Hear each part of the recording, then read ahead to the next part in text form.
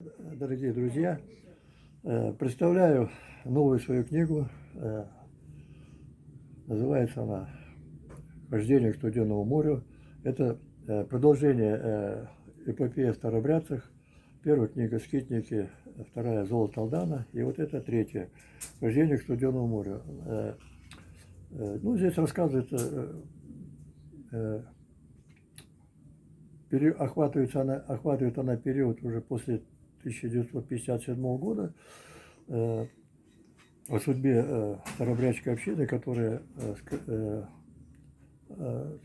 скрывалась на Алданском Нагорье.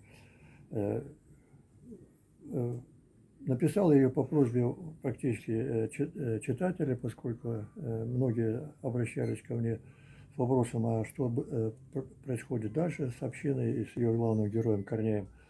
Вот. Вот здесь те, кто хочет, могут прочитать в магазине «Китап».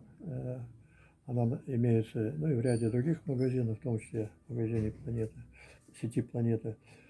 Ну и материала накопилось довольно много, поэтому сейчас работаю уже над 4-й книгой, это эпопея о старообрядцах.